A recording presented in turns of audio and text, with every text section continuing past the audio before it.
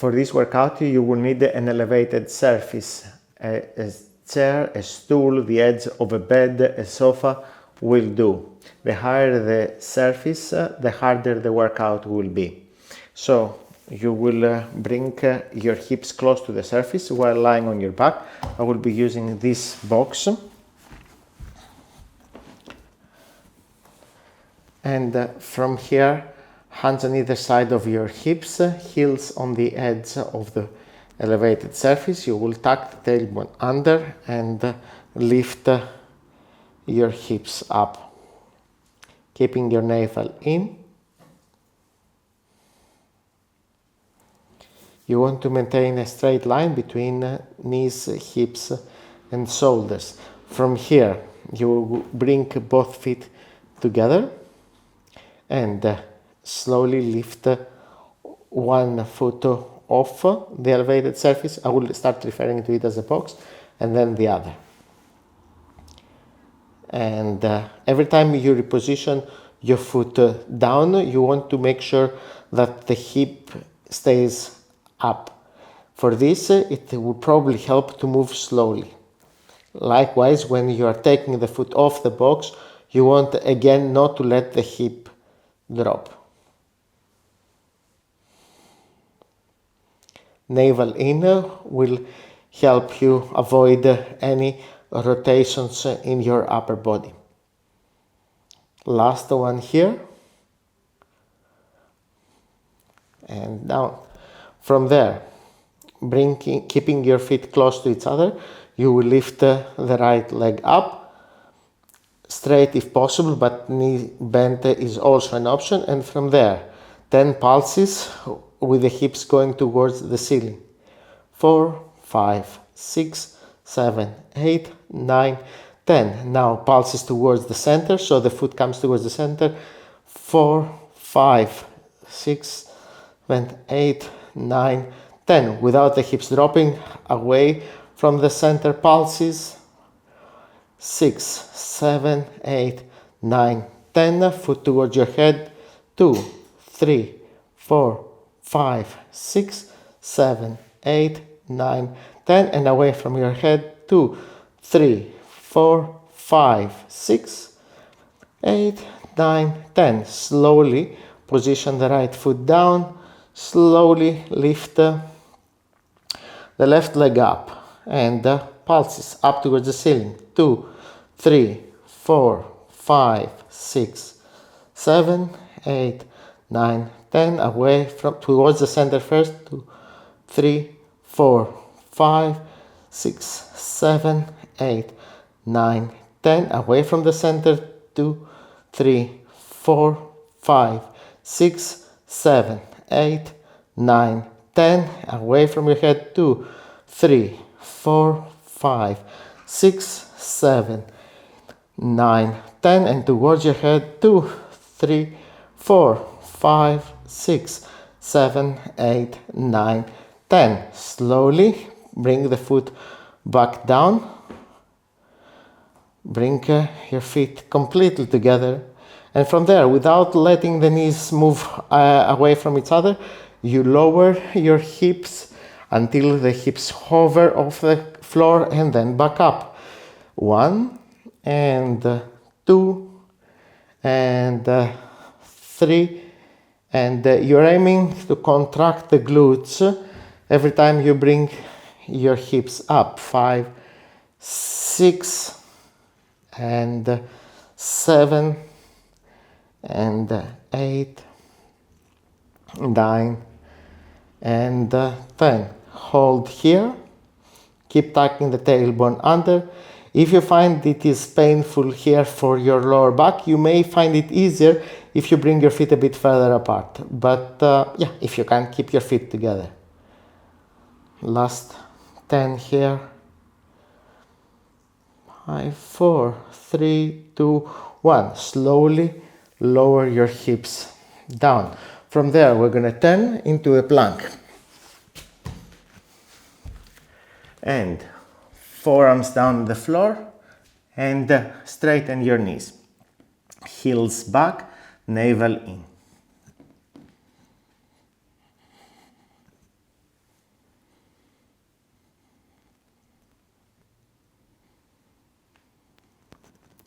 Soften your breath.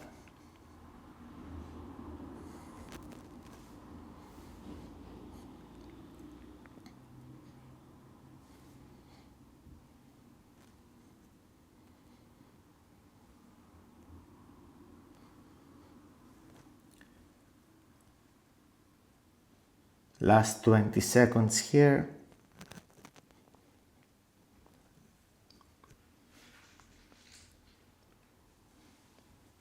Last 10.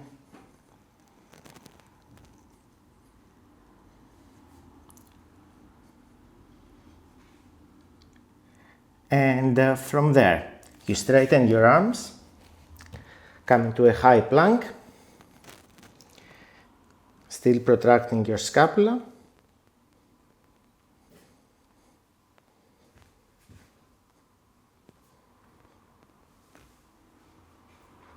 Option 1, you stay here. Option 2, you lift the left foot off the floor. Bring it down, lift the right foot off the floor.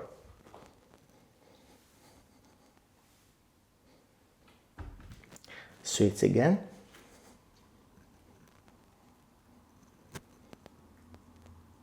And switch again.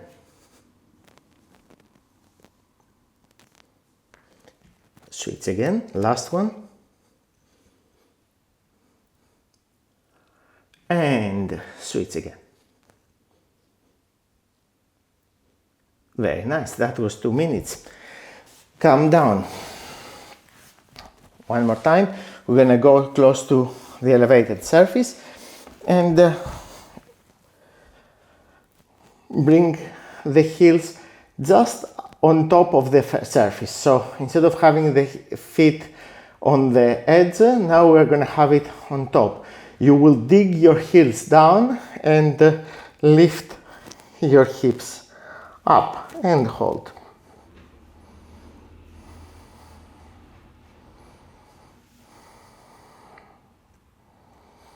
Apart from the glutes, chances are that you may feel calves as well as hamstrings here. From here, without letting the hips drop, knees towards each other. 2, 3, 4, 5, 6, 7, 8, 9, 10.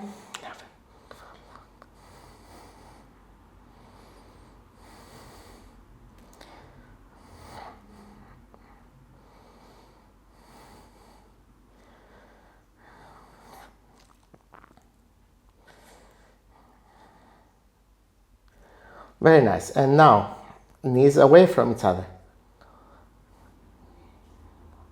Try to keep your glutes contracted, which will help you keep your hips elevated.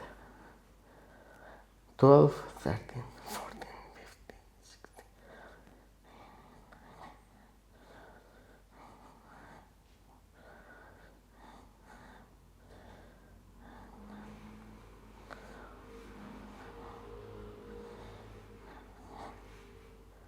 And a regular position with the knees pointing forwards.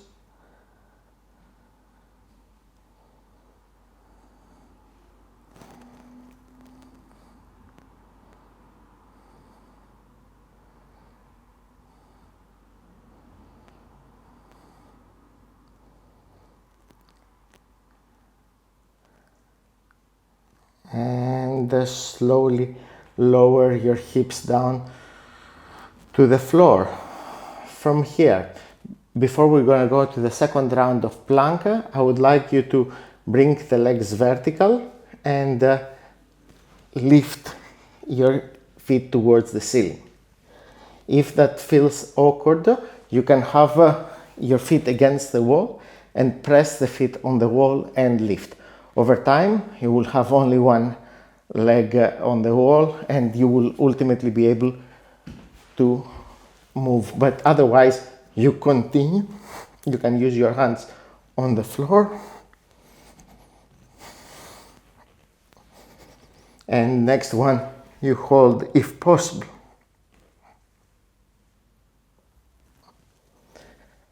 And release. From there you're going to come into a kneeling position. And in a kneeling position, you will have your knees a little bit apart. If it feels sensitive on your knees, you can place a pillow underneath, and from there you contract the glutes and bring your hips forward and relax. Neutral position, contract the glutes, hips forward. Either brace or pull the navel in. Relax. One more time. Forward. Now you can continue doing that or upgrade. If you're going to upgrade, you will start leaning back with your shoulders. Now, if you lean back just with your shoulders, it will not tax your lower back. If you end up just hinging from your back, chances are that you will feel it. Notice that now my shoulders are forward, I'm still leaning backwards. So now I'm taking all the pressure on my lower back. If instead I'm contracting my glutes, bring my hips forward, and just open my chest, that will minimize the load on the lower back. At some point there will be, as you progress, a little bit more load on the back, but obviously this way you will condition the contraction of the glutes as well as the lower back muscles. We're going to do a few more. I let you progress on your own. I will demonstrate how far it can slowly go. One thing that you need to remember is that as you go back, you want to bring yourself forward with your quads. So at no point are you relaxing your glutes, and you only want to go as far back so that you can bring yourself forward with your quads. So we'll demonstrate a few without speaking. So contracting my glutes, hips forward.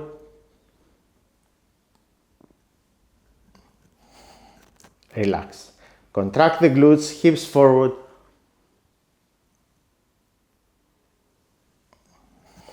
Relax. Contract the glutes, hips forward.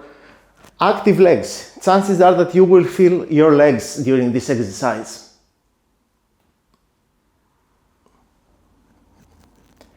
Let's do 2 or 3 more. Of course, you can take breaks.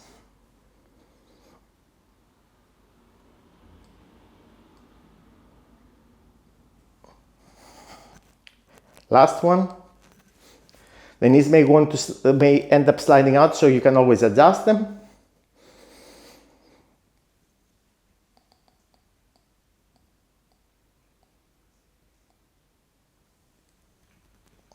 And release. Don't worry about how far back you go. You go up to the point that you want. Over time, as I said, glutes will be conditioned as well as back muscles.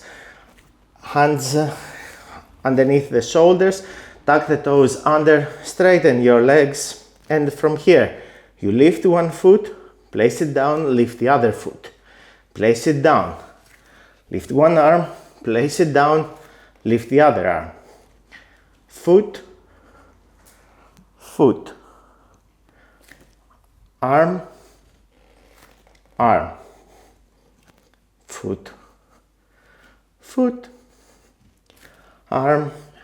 You can continue with this, or if you want a bit of a challenge, you lift one foot and opposite arm. And release, opposite side. Last one.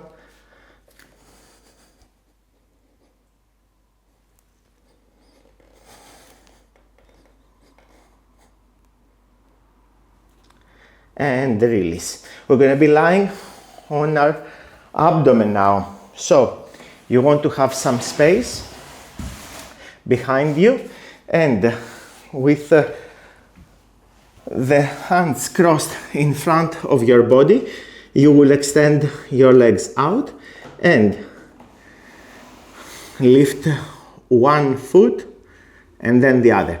You want to be contracting the glute of the leg that you are lifting, and aim to have your knee straight. Keep alternating from side to side.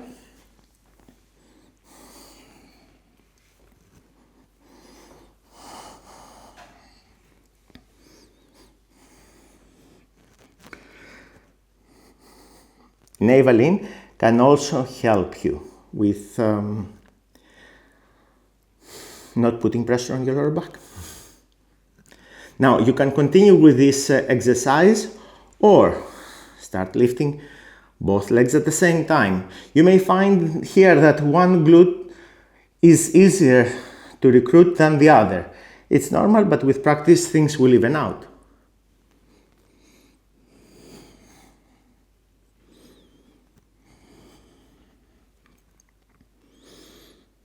Last few repetitions.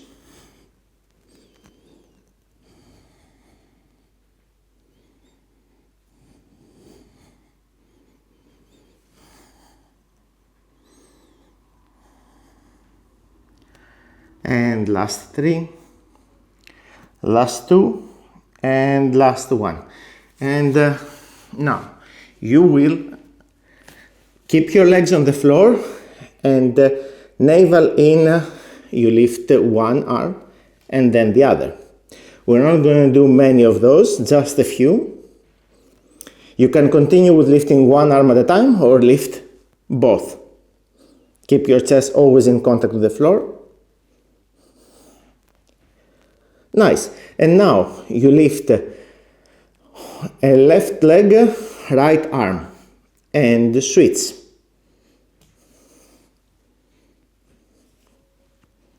Keep switching from side to side.